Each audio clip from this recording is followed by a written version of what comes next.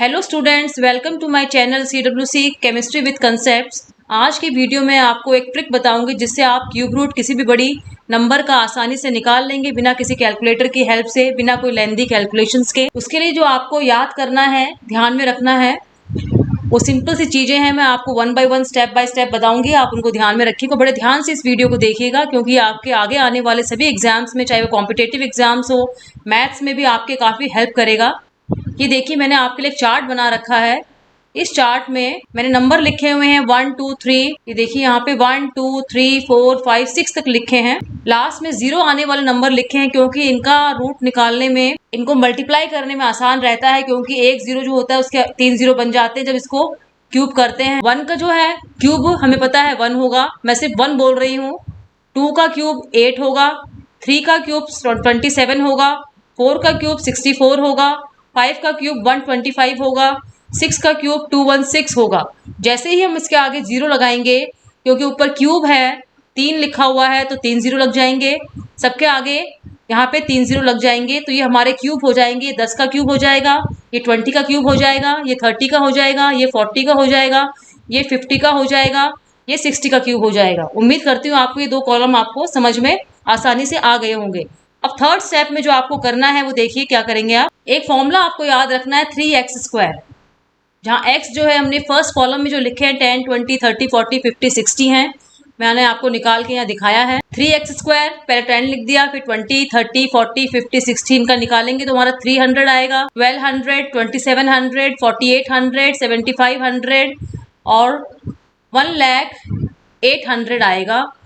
अगले कॉलम में मैंने इनको राउंड ऑफ किया है, पूर्णांकित करना जिसे कहते हैं हिंदी मीडियम वाले बच्चों के लिए। राउंडिंग ऑफ, आसानी से इसको 0 के पास में लेके जाना। 300 पहले से ही राउंड ऑफ है, 1200 भी राउंड ऑफ है, 27 जो है क्योंकि 27 है ये 30 के पास में है तो मैंने इसको 30,000 लिख दिया। 2700 को, 2700 को मैंने 30,100 या 3,000 लिख दिया।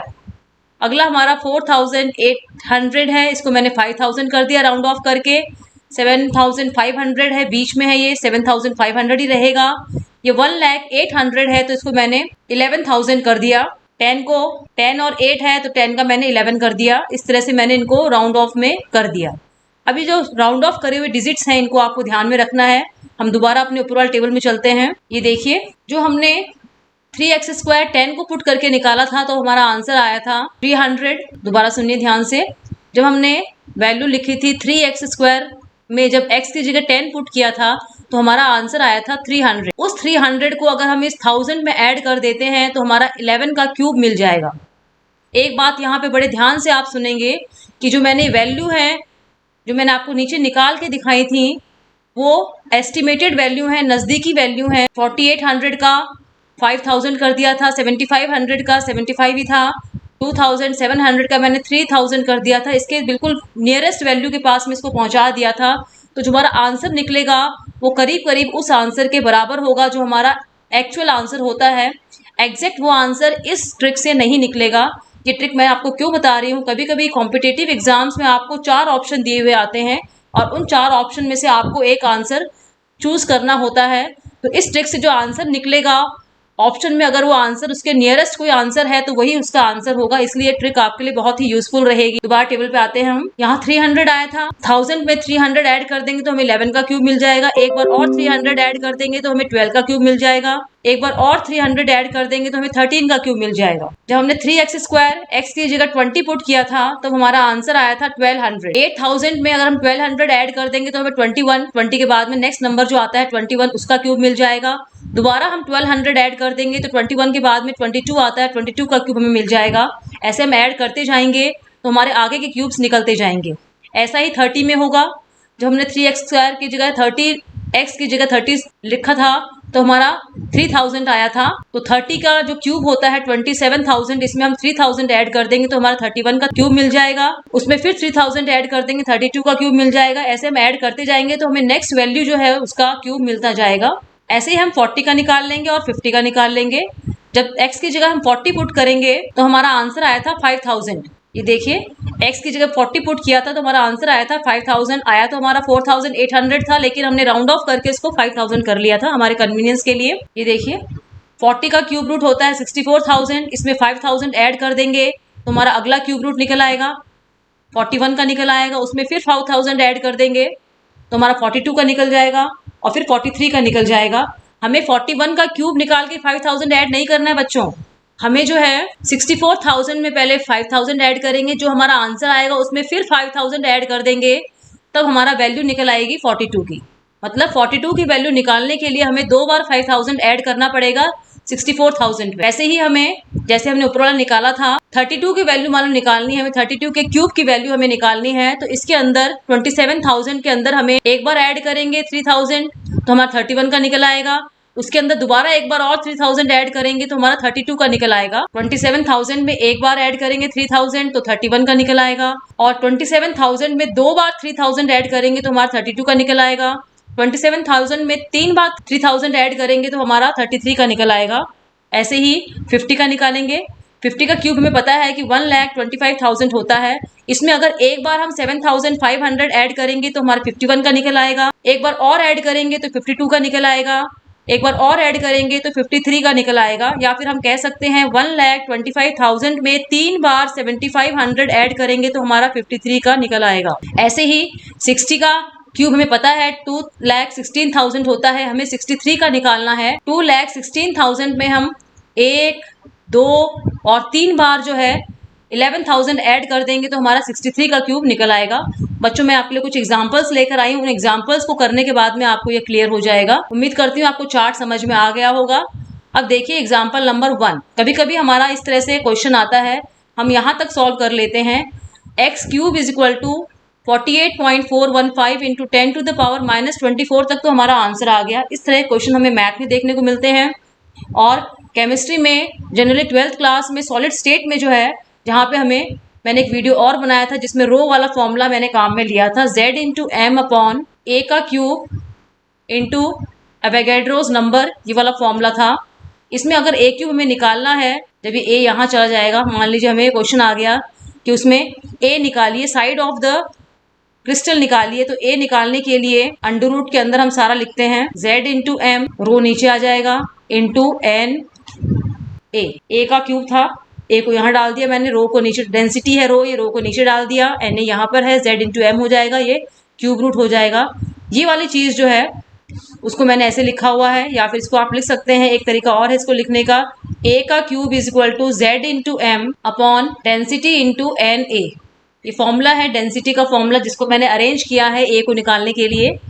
ए क्यूब जो है ये रहा, एक्स क्यूब लिखा हुआ मैंने। इस पूरे को सॉल्व करने के बाद में मान लीजिए हमारा कैलकुलेशन यहाँ तक हो गया। अब इसके बाद में हमें क्यूब रूट निकालना है, तो इस ट्रिक से हम आसानी से निकाल सकते हैं। कैसे देखिए, ये 10 टू द पावर 24 है, यहाँ पे जो है ये 0.415 था, 48.415 था। इस पॉइंट को हम जब 3 यहाँ शिफ्ट करेंगे तो ये 10 टू द पावर -27 हो जाएगा, मैंने नीचे लिखा हुआ है 48415। पॉइंट जो है 3 डिजिट यहाँ शिफ्ट हो गया तो 10 टू द पावर -27 हो गया।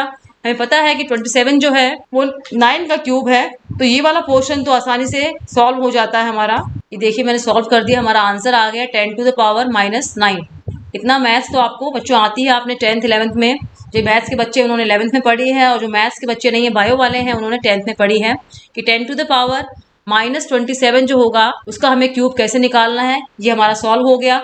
अब हमारी डिजिट जो बची है वो 48415 बची है, इसका क्यूब हम कैसे निकालेंगे। अब 48415 जो है ये किस किस डिजिट के बीच में आता है, हम अपने टेबल को दोबारा देखेंगे। हमारा नंबर है 48415, ये देखिए ये हमारा 27,000 और 64 इन दोनों के बीच में आता है। ये 48415 है, 27,000 और 64,000 के बीच में यहाँ आती है ये वैल्यू कहीं बीच में इसके। तो अब देखिए इसको कैसे करेंगे, लेकिन ये नज़दीक जो है 27,000 से ज़्यादा नज़दीक है, 64,000 से इतनी नज़दीक नहीं है। दोबारा देखिए जो हमारा आंसर निकला है 48415, उसको हम देखेंगे कौन सी 2 डिजिट के बीच में लाई करता है। ये 2 डिजिट कौन सी हैं, जो 0 वाली संख्याओं की हमने निकाली है क्यूब रूट, उनके बीच में कौन सी 2 संख्याओं के बीच में ये आता है वो हमने देख लिया कि ये 27,000 और 64,000 के बीच में आता है, लेकिन ये 27,000 के ज़्यादा नज़दीक है। तो हम इसको नेक्स्ट स्टेप में क्या करेंगे वो देखिए, ये जो है 48415 ये 27,000 और 64,000 के बीच में आता है, लेकिन 27,000 के नज़दीक है। तो 48415 में से हम 27,000 माइनस कर देंगे। अब ये हमारा माइनस करने पे जो आया है वो 21415 आ गया। यहाँ तक बच्चों समझ में आ गया होगा आपको।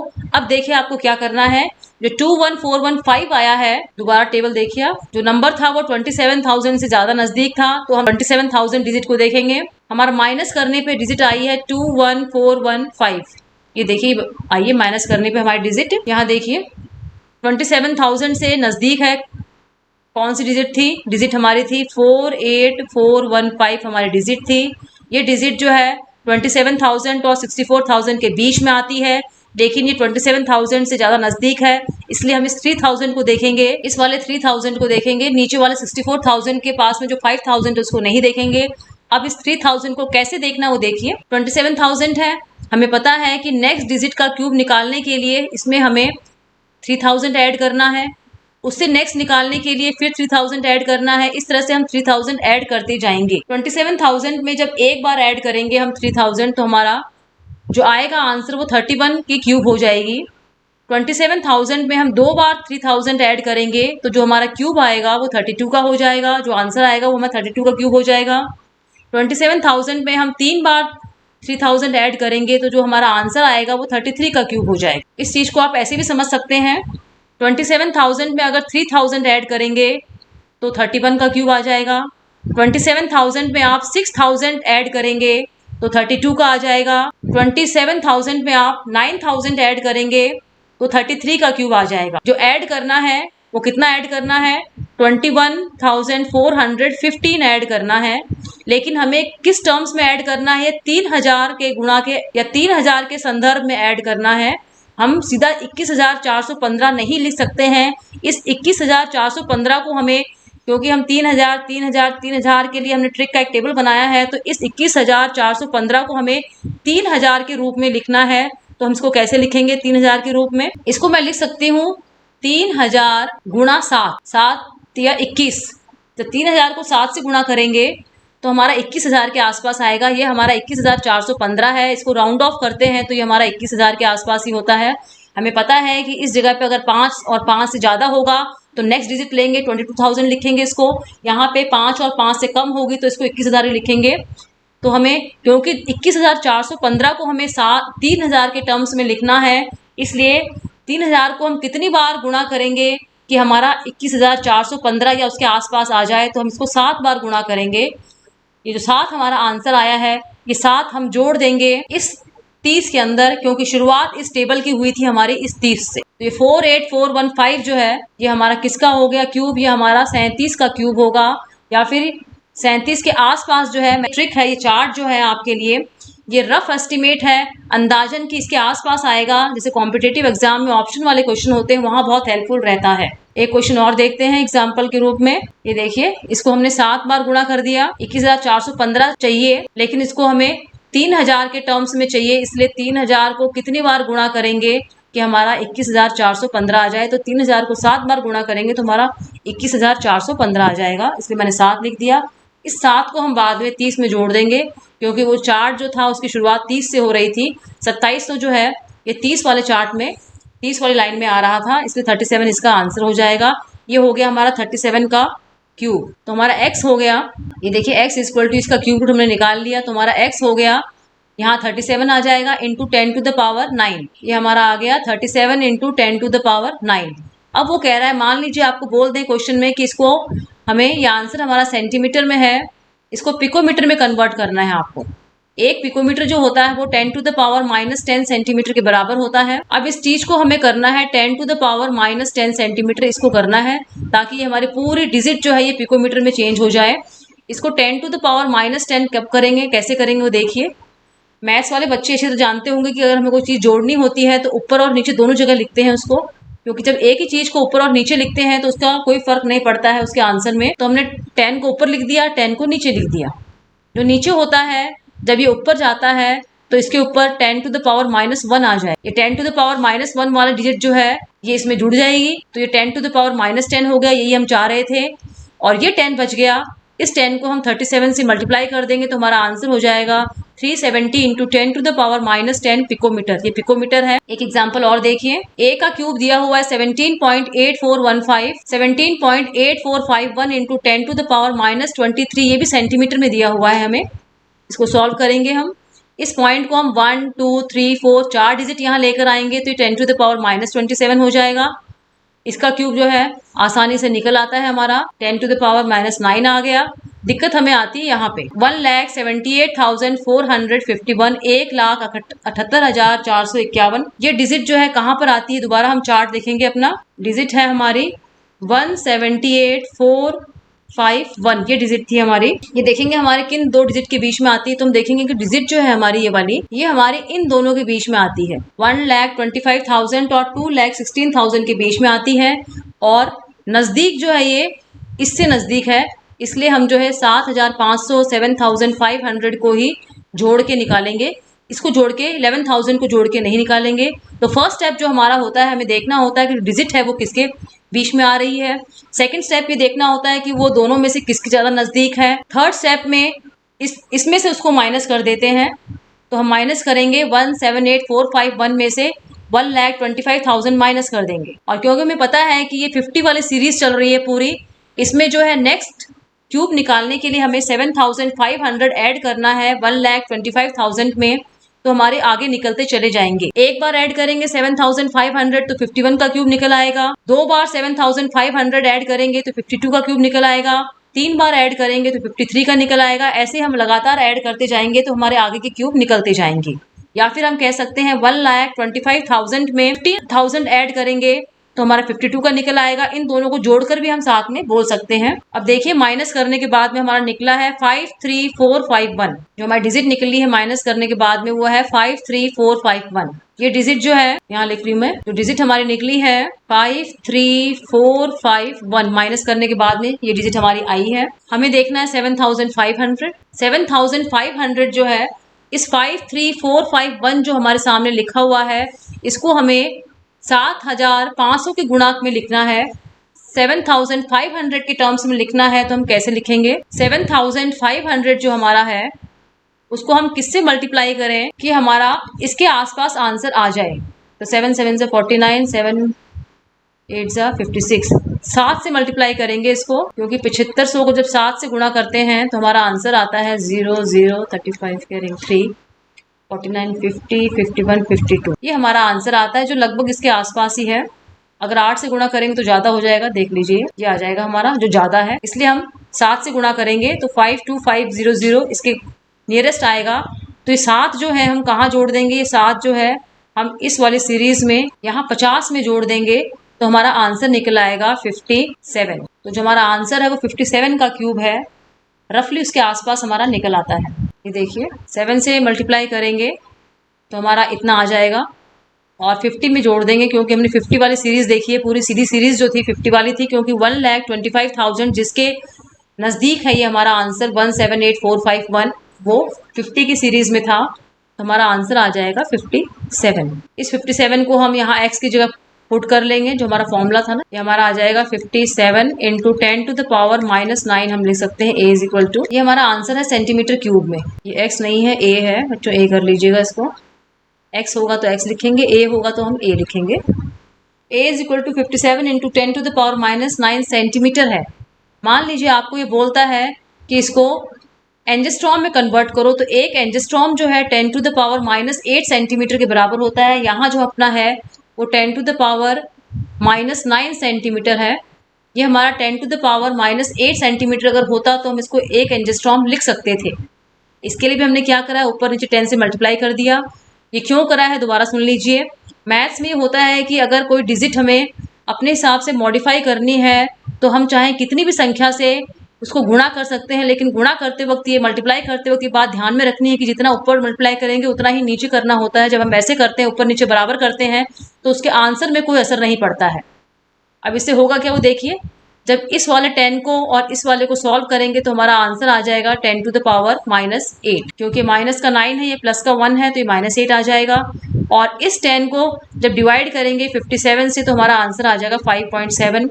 तो हमारा आंसर है 5.7 into 10 to the power -8 centimetre, जिसको हम लिख सकते हैं एंजिस्ट्रॉम। ये पूरी जो है अरेंजमेंट, पूरा जो है माथापच्ची हमने इसलिए करी है क्योंकि हम चाहते हैं इसको एंजिस्ट्रॉम में कन्वर्ट करना, और एंजिस्ट्रॉम में कन्वर्ट तभी होगा जब हमें 10 टू द पावर -8 कहीं दिखाई देगा, जो हम इस तरीके से ला सकते हैं।